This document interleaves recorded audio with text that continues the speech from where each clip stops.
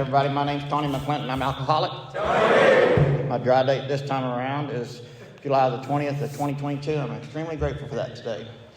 And I love this group already, man. Y'all got it going on here. Congratulations to all the chip recipients. That's a big deal. I love getting a chip every year. I want to thank Chris for inviting me out here and this committee. He told me, he sent me a text. He says, we really want you to dress appropriate. I said, what does that mean? Dress appropriate in Hollywood, California is a little different.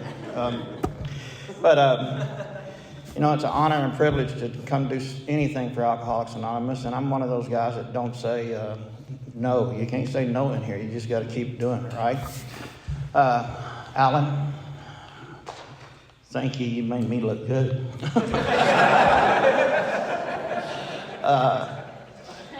I met him just a little bit over a year ago, and boy, we just got right after it. That's how we do it in West Texas. We get after things really quickly. I'm going to tell you a little story about when I was growing up and what happened to me, and a little bit about my drinking, and then hopefully I'm going to wrap it up with God. So, I was raised in a very dysfunctional family. You know, there was drinking all the time. My dad was a country and western singer, and he would go all over the place with his band, singing and drinking, and that was just part of our deal, you know. My mom really didn't drink, but my dad drank all the time. There was a lot of fights and all that stuff. We grew up very, very dirt poor. You know, we was living below the poverty line most of the time. But, you know, that has nothing to do with my alcoholism. Nothing to do with it. You know, nothing whatsoever. Everybody in my family is an alcoholic. That has nothing to do with my alcoholism. My alcoholism is my deal. You know, I'm an alcoholic because I drink too much. I'm an alcoholic because I can't control my drinking. That's what makes me an alcoholic. Nobody else. I don't have all these reasons I'm an alcoholic. I'm an alcoholic because I love alcohol. I remember the very first time I ever had a beer. I was 9 years old. We came in from the lake, and it was Budweiser, you know, the famous Budweiser beer. And I didn't even know what Budweiser was. I can tell you this is what happened. My dad took me in the living room, and me and my brother was there. My brother was older than me. He beat me most of my life at everything. You know, I never got over on the guy. And then my dad said, I want y'all to race drinking a beer. I said, I'm down with that, you know. And he gives us a beer, and I popped that top, and woof, T to B, all the way to the bottom, boy. And I beat my brother. First time I beat him at anything. Later on in life, when I was telling my dad I'm an alcoholic, he said, son, you're not an alcoholic, you just drink way too fast. and that's the truth. I'm not a sipper. I mean, if you're a sipper, that's good. I'm not a sipper. I'm just get it back. You know, I don't even like the taste of alcohol. I just like the effect. You know, I'm gonna tell you this story. This is kind of like me. You know, alcoholic walks in his bar, walks in the front door, stumbles over there at the bar, says, bartender, give me a drink. He goes, I can't give you a drink. You've already had too much. Get out of here, man. And he walks out the front door. He comes back in through the side door. Hey, bartender, give me a beer. I need a drink right now. He goes, no, I can't give you one. You done had too much to drink. Get out of here. Well, the guy comes barreling through the back door, and he bellies up to the bar and said, bartender, give me a drink. He goes, I done told you can't have a drink. You're too drunk. And he goes, how many bars do you work at?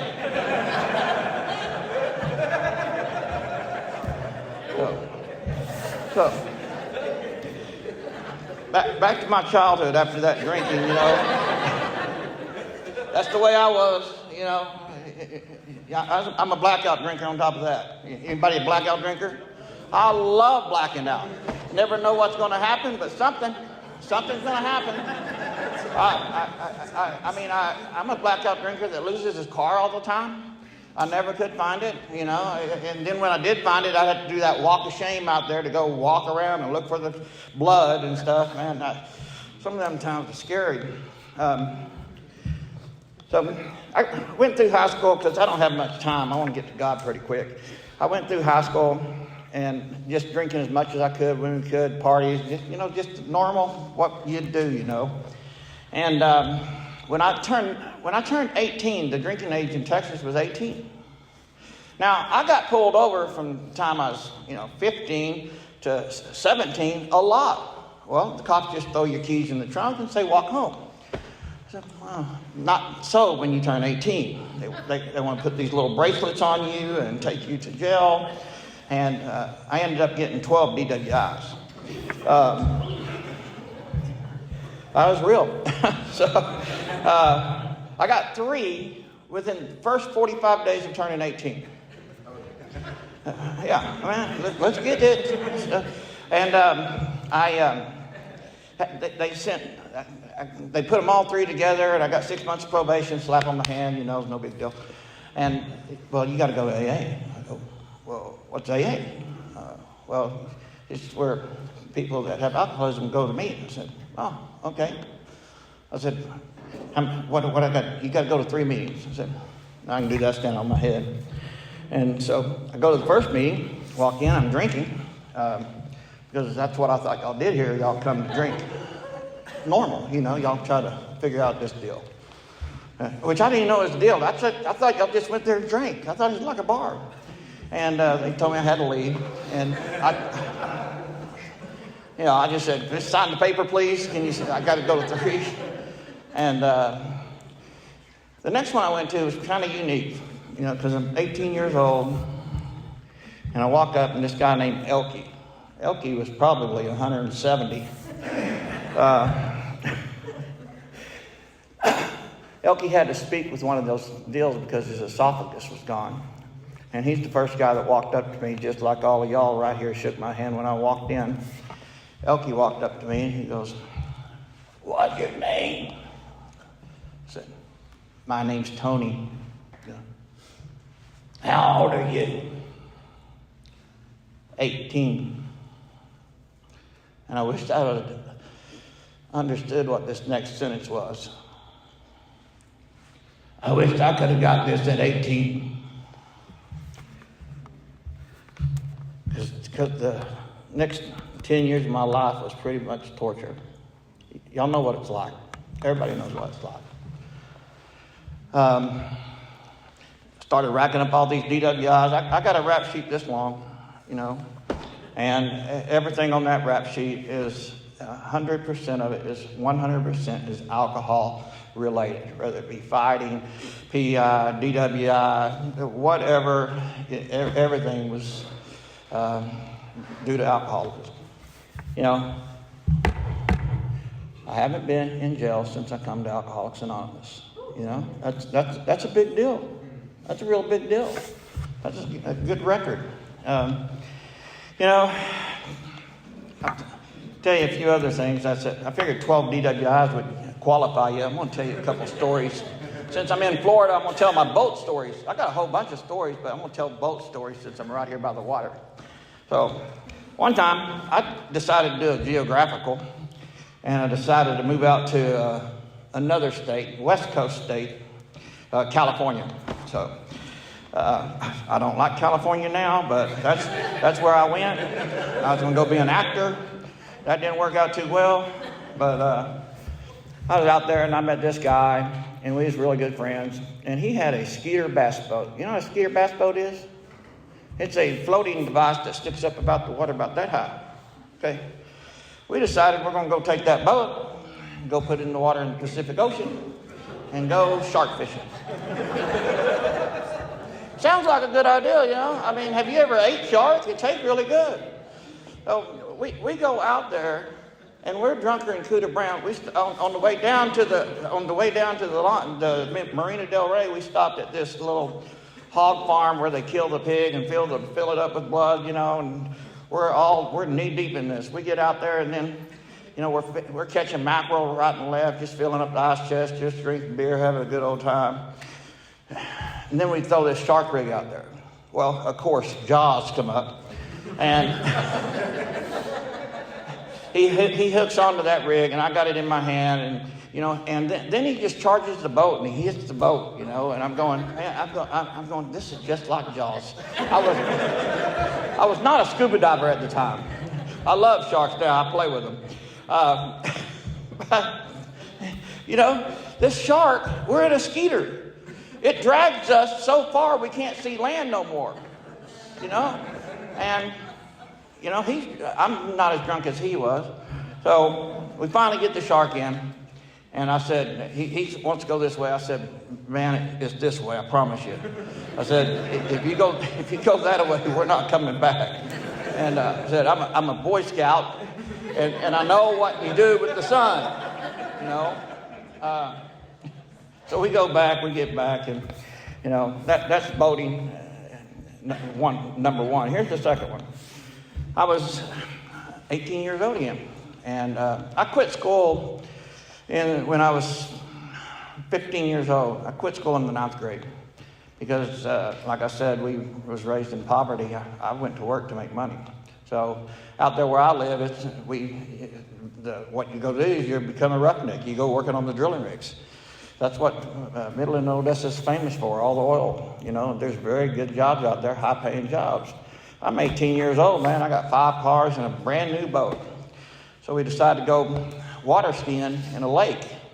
But, you know, when you're 18, you don't do a lot of scouting out where you're going to go ski at, you know, because you got to drive 3 hours to get to the lake. You got to drive 3 hours to get to that's the first puddle of water. And that lake is only 12 foot deep. But I didn't know that lake was only 12 foot deep. So we got in that boat and we started drinking at 7 a.m. We drank all day long, and I loved to water ski, and I was out there hot dogging around on the last run coming back in, and you know the boat's probably doing about 25, and I'm out there jumping white caps, and I had my shoulder touched to it. All of a sudden, I slipped up. I hit a tree stump doing about 45, and it hit me right here. Shattered my jaw in 19 different places. Seconds and inches, right? They talk about that in Alcoholics Anonymous. If that hits me here, I'm dead. If it hits me here, I'm dead. God has me here for a reason. I know that God has me here for a reason, because I can tell you stories like that all night long. Being shot at, just being stabbed. You know, just crazy stuff that don't happen to normal people, you know. I'm thinking this stuff's normal. Something tragic happened in my life. August 15th in 1990. That brother I told you about, he was also... Tell him I'll call him back later. That brother I told you about that kicked my butt my whole life, and just... he became my best friend. And, you know, we grew up on the rigs together, working together, and he, about 2 weeks before he did this, we was sitting on the tailgate of his truck. And he asked me, he goes, Tony, why do we drink so much? I go, what do you mean, why do we drink so much? I said, we work hard and party hard. This is what we're supposed to do. We're supposed to drink like this and party like this. That's all I had to offer him. On August the 15th of 90, he pulled out a gun and shot himself. And I don't forget that day. You know, he was an alcoholic. We didn't know nothing about alcoholism. Right? I went to 3 AA meetings and got kicked out of 2 of them.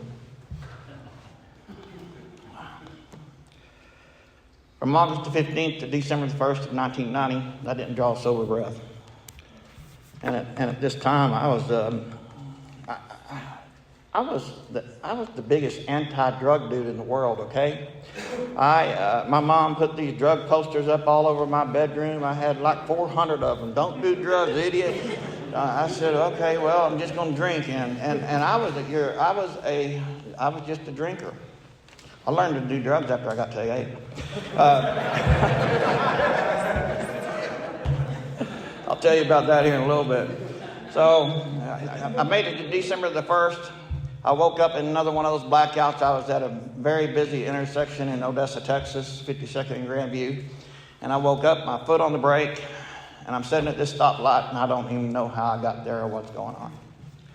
And I can't believe I didn't get my 13th DWI.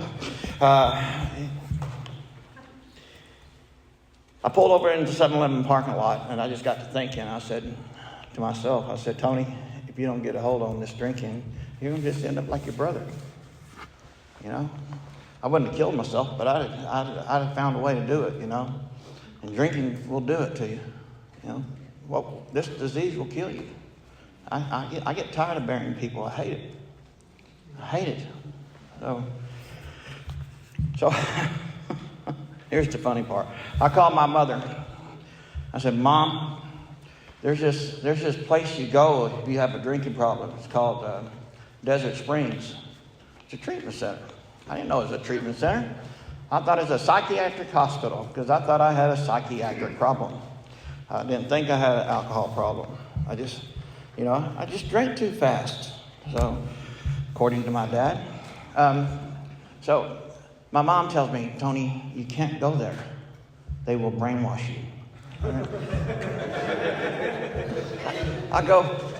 I said, Mother, listen, it's either this. Either I go there and try something, or I'm going to die. That was my options that I had. I didn't have no other options. I didn't have no other choices.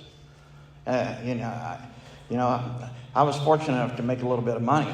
And, you make a little bit of money, you pay some good lawyers. I wasn't worried about going to jail. I wasn't worried about that at all. I was worried about dying. And I went out there. Walked in there, and they had it going on, and they're telling me what's going on with me and all this, and blah, blah, blah, blah, blah, blah, and I'm ready to do the deal, I mean, you just got to remember, I come out of a blackout, and I'm trying to go into this thing, so we're about 10 to 12 hours in the middle of this, and I'm about to walk behind those double doors, the ones that only open one way. Here's this king alcoholic mind of mine. So I told my whole family, it became a family affair now. Everybody's up there. And Tony's going to rehab, thank God. I said, hey, I want to take y'all out to eat before I go back here. Huh? Yeah? No, just going back there. I said, no, I'm not going unless I get to go take my family out to eat. Y'all know what I'm doing, right? So we go eat. Where do we go eat at? My favorite restaurant, which serves alcohol. I needed a few more drinks. So we go over there, I have a few more drinks. I said, okay, take me back. And I walk behind those double doors. And I'm going to tell you the strangest thing that ever happened to me. Well, this is one of the strangest. I walked through those double doors, and this guy walked up. He was like 8 foot tall, about 3 feet wide. And he walked straight up to me. I mean, I'm in them doors like 6 feet. He walks up to me and he sticks his hand out and he's looking down at me. And I'm looking up at him and he says, I'm God. I've been looking for you my whole life, dude. And he turns around and walks off. And I'm going, what the heck? And I go over to the nurse's station. I said, what is that? And, that's bipolar 1. I look at her and say, grateful I don't have that. 3 days later, the doctor comes in. You have bipolar 1. I said, no, I don't. No, I saw bipolar 1. I definitely have it. And, I'm one of those guys that couldn't take that medicine. I could take it for a couple of months and get off of it. And I'm happy to tell you, since July the 20th of 2022, I've been taking bipolar medicine, and I have not missed a day. And I will not miss a day, because I know my track record. When I take bipolar meds, I stay sober.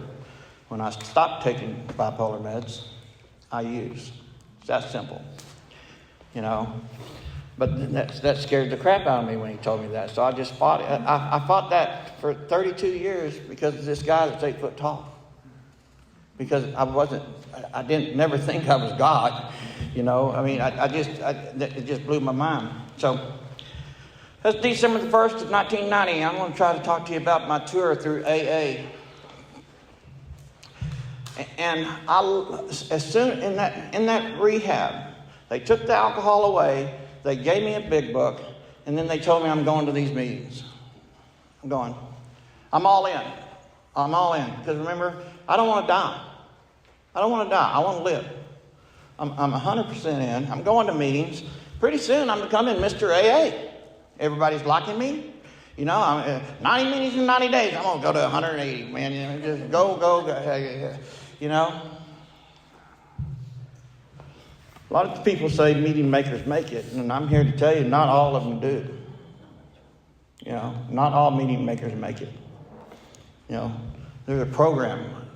You know, if you come in here and you work the program, that's what you have a chance of making it, working the program. Not, meetings are good, don't get me wrong. Meetings ain't going to keep you sober, or at least me. They will not keep me sober. So I come in and get a sponsor. We brush over the steps lightly, and I think we're doing a good job. You know, I tried church growing up, and, you know, me and a church guy just didn't get along. You know, because the way that it was presented to me, that, you know, I'm just going to hell. You know, you've been bad. You know, that's what I always heard. And there are good churches and good people that go there to those places. And you know, I go to churches every once in a while, and I don't have an issue with them now because I found my higher power. I found my God in this program right here. So they told me early on, throw all your shoes underneath your bed. So when you get down there in the morning, you can get down on your knees and you can pray to God. Well, this is what would happen when I would pray. I'd get down on my knees. God, please help me stay sober today. Thank you for all you do for me. Watch over my friends and family. And amen. I'd get up, walk out that door, close the door. That prayer stays in there. I go get in my car. You pull in front of me and almost make me have a wreck. I'm cussing at my window. I'm flipping you the bird. I'm pulling out my gun. You know, I go to work, fire a couple people. What kind of godly man is that? I was just in there praying. On my knees. They weren't very meaningful prayers. I know that today. I stayed 15 months and 4 days in the program at Alcoholics Anonymous. And I thought I was doing good. And two of my heroes in this program, one of them told me, he said, we need you to come in here and talk to us. I said, okay. I go down there. And they said, you're fixing to relapse. I said, what do you mean, me? I'm fixing to relapse? Do you know who you're talking to? Man, I'm the program chairman. You know, I got it going on. What are you talking about?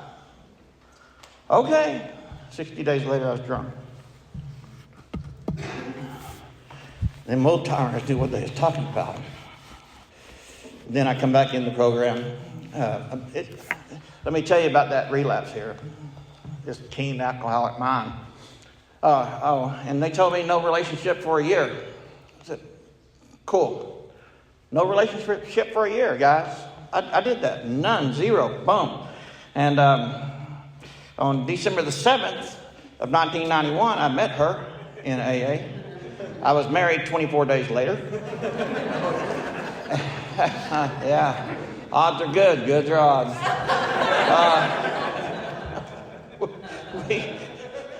We go off into that happy honeymoon, you know, and on March the 4th of 1992, she comes in there and says, Tony, we're not going to AA no more because they're talking about us. I'm going, oh. Who are they talking about? You know, I don't know what's going on. They said, oh, they're talking about us and we're not going, and me and you're going to the bar tonight. I said, oh, wait. I said, wait. Hold on. I'm instructed to call my sponsor. I got to call my sponsor. So I go call my sponsor. And we didn't have cell phones, guys. It's plugged into the wall. I called him up. I said, hey, Doug. Yeah. I said, well, my wife says they're talking about us in AA and we're not going to go no more and we're going to go to the bar tonight and start drinking. Okay, good deal. Talk to you later. I will not do that to you, okay? I'm going to come and tackle you and handcuff you. But we go to that bar. We get there like 8 o'clock. She starts drinking just like that. And I'm telling her, I said, you don't know how you don't understand how I get when I drink. You don't understand. I'm the real Dr. Jekyll, Mr. Hyde dude. You don't understand. Stuff is going to happen when I drink. I sat there all night long on pins and needles. Pins and needles, man. Didn't have a drink. 1:45 comes around. What happens at 1:45 in a bar in Texas? These magical numbers. Last call. I said, could you bring me 2 doubles? Brought them over there. I chugged them. Walked out that door, skipping all the way. I really had 4 drinks. I said it was 2. I walked out there and looked at her. I said, look at that. I only had 2 drinks. I'm not an alcoholic. I'm not an alcoholic. In 6 days, I was back into the program. And then I rolled off about 3 years. Same thing. Nothing changes. If nothing changes, nothing changes. I'm going to get out of this program what I put into it. I'm a meeting maker. I'm a meeting maker. I'm a dance attender. I'm on committees. You know, I'm saying the things you want me to say. I still have not developed a relationship with my higher power. I said those same prayers. You know, I said those same prayers for 32 years. You know, I drink again after about 3 years, and what happens after I drink a little bit? You got to go right back in the program, you know. That is true. A belly full of beer and a head full of AA does not work. And then March the 10th of 1997, I spun off about 19 years without taking a drink. And nothing changes, nothing changes. You know, still same God that I was talking to. Same one. Ask me how many guys I was sponsoring. 0. You know, our program says that we're supposed to stay sober and do what? Help other alcoholics to achieve sobriety. I wasn't doing that part of the program. And when I go, I told you got to work the program. You got to work the whole program. I teach my guys today, after we go through the steps, they're going to be sponsoring somebody PDQ. As soon as we finish 12, you're going to be looking for somebody. I teach my guys, hey, all you newcomers in here, you need to raise your hand so my guys can tackle you after the meeting. Because they're going to pin you up over there in the corner and say, what's your problem? Let's get going. Because in the big book, in my big book, it says we launched out on a course of vigorous action. We did not do a step a month club.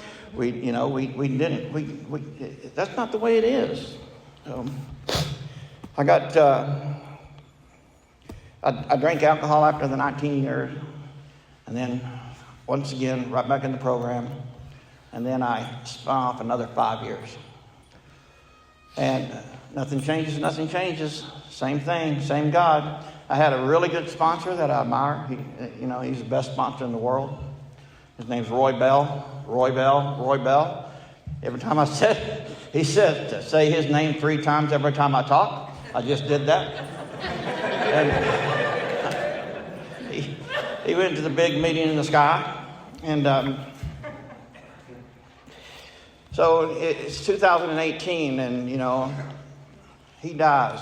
And then so I don't find another sponsor, and I start going to less meetings. If Tony stops going to less meetings, I can tell you what Tony's fixing to do. If Tony stops participating, I can tell you what Tony's about to do. He's heading down that road. But AA has taught me, do not drink, even if your butt falls off. Just don't drink. Okay? Great. In 2020, COVID hits. Me and my wife bought an RV, and we was driving around the nation. And we drove up to see Donald Trump speak up there at Mount Rushmore that year. We took a week-long trip around there, and we ended up coming back. I parked the RV in Colorado. And this is an outside issue, but Bill and Bob took sedatives, so I'm going to talk about it anyway.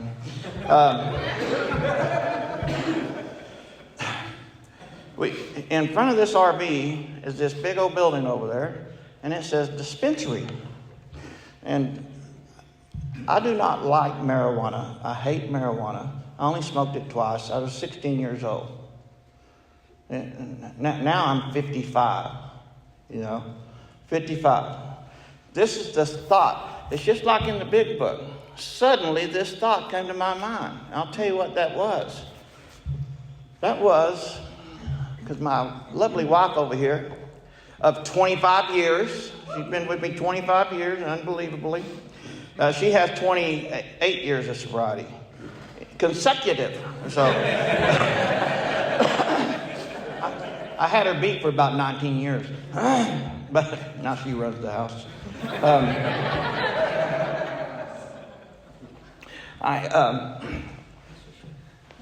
My hands, I got real bad arthritis in my hands, and she gives me this CBD cream, and it makes it feel better. It really does. And suddenly the thought came to my mind that if I'd go get me some CBD cream with some THC in it, wouldn't that make my hands feel better? Just like that. Logical thought, right? And I bet it works great. But that's not what happened.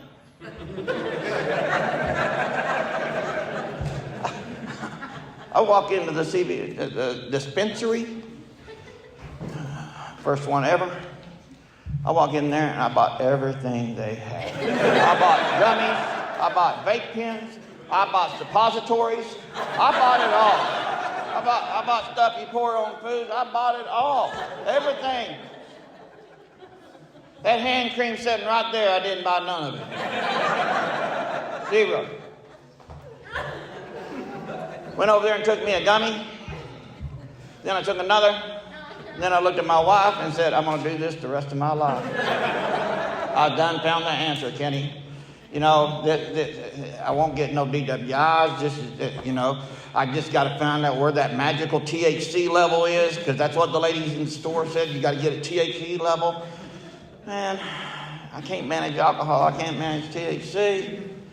And then soon enough, and I know it's not a gateway drug, but, I started doing other stuff. I started doing a little bit of that cocaine. And I don't like cocaine. I just like the way it smells. And then somebody said, well, I ought to try mushrooms. So I tried those too, AA said, don't drink, I ain't drink, man. I still haven't drank. But, I did change my dry date. So I'm not one of those California sobriety things, that I was messed up. Now, I'm going to roll into 2022. July the 20th, July the 18th, I'm sitting in a hotel in Las Vegas, Nevada, all by myself. And, I was looking in that mirror, that guy looking in that mirror, and that guy looking back at you, you don't like him at all. That's what I was looking at. And once again, I told myself, you don't do something, you're going to die, Tony. You're going to die. So I started looking for a place to go. I said, I needed help. Once again. I know what the answer is. The answer is Alcoholics Anonymous. The answer is the program of Alcoholics Anonymous. This is a sufficient substitute. The book says that. This is a substitute for our disease. So I find a place in the Caribbean. I go to Eric Clapton's island.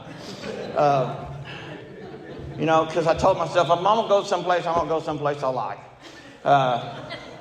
Then I called my lovely wife and I said, this train's coming to a stop and I want to go. And she, I forgot to tell y'all one big thing. I went into business for myself in 1998 and I built we surpassed $1 billion in sales in 2022. Built a very, very large company. No education. All we did was work hard, and I got a lot of luck. And I got a lot of luck from this guy up here because 100% of it came from him. All I did was show up. That's all I did. I mean, that company was just really taking me away from the program. That's what it did. It consumed my life. It's not like that today. I still have the company. So Kenny gets me down there to the island, and I'm going to do this deal again. I go down there, I do my time, everything's great. I got my feet underneath me. I mean, every time I walked into, getting a year in Alcoholics Anonymous is pretty easy for me. Because every time I do it, I beat myself up so bad, so much, so long, so hard, so fast, I couldn't do nothing else, I get out of there, I come back. I'm sober like 90 days, and me and Kenny go on a cruise. And there's AA meetings on these cruise ships. I love going on cruises. That's why I get to meet people from all over the world in Alcoholics Anonymous. And I met this guy. He says, I told you about my higher power, right? Nothing changes, nothing changes. This man said in that meeting, he looks at me, because, he knows a little bit about my story. He says, Tony, have you ever tried two-way prayer? I said, what do you mean? He goes, two-way prayer. I said, he started explaining it a little bit, and you know what this mind was saying, but this mouth wasn't. I was going, this guy's lost his mind, I mean, he's a lunatic. How many of y'all prayed this morning? How many of y'all listened to God this morning? He taught me the art of two-way prayer. And that is when I had a spiritual awakening that this program talks about. I was trying for 32 years to have a spiritual awakening. I was trying for 32 years to get hooked up to God the only way I knew how to. This man showed me the miracle of two-way prayer. Back when this program just started, that's all they had. They had two-way prayer and the four absolutes. I call it HOOPL: honesty, unselfishness, purity, and love. I live my life by those standards every day. I think about my thoughts. I think about my actions, and I make sure they fall in line with those four absolutes. That's how Dr. Bob, Dr. Bob, I studied Dr. Bob. I love Dr. Bob to death. It takes 5,000 men in 15 years through the steps. 5,000 in 15 years. Now, I want to be just like him. I want to do this two-way prayer, and I do it every morning. Every single morning, I do it. And I get up and write it down. And every guy I sponsor does this two-way prayer. And I don't ever know what I'm going to say, but I'm going to tell you something. I want to read something that I wrote on my two-way prayer, because I got 3 years of writing on this phone. God, good morning, God.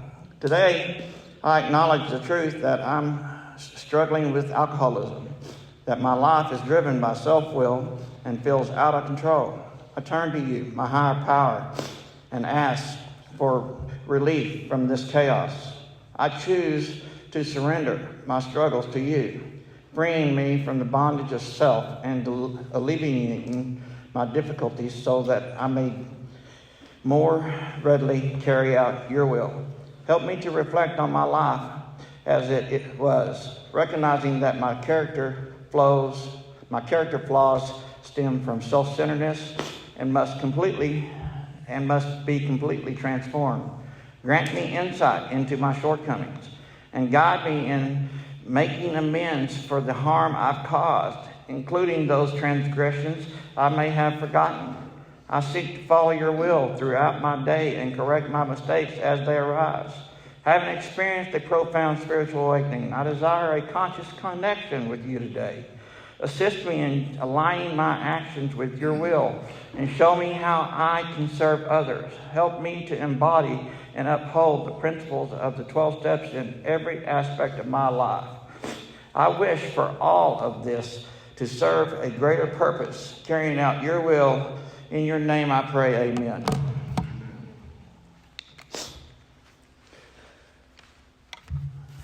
On March the 9th, I woke up and I said, good morning, God. And this was running through my mind. And it wouldn't stop. And I said, okay, God. I got out of bed and I started writing. Because that's how God pushes me, you know. So I get up and I write every morning. I find my contact every morning. And he's by my side and he helps me. I've said a while ago that the program includes helping other people to achieve sobriety.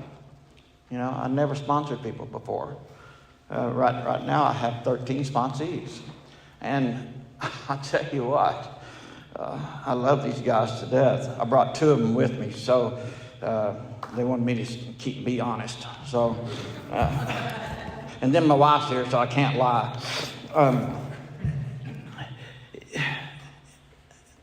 I was at a doctor's office the other day. The doctor's an alcoholic. And he's been kind of asking me to help him, but he's not ready. I'm just there. He asked me a question. He goes, Tony, why do you help all these men?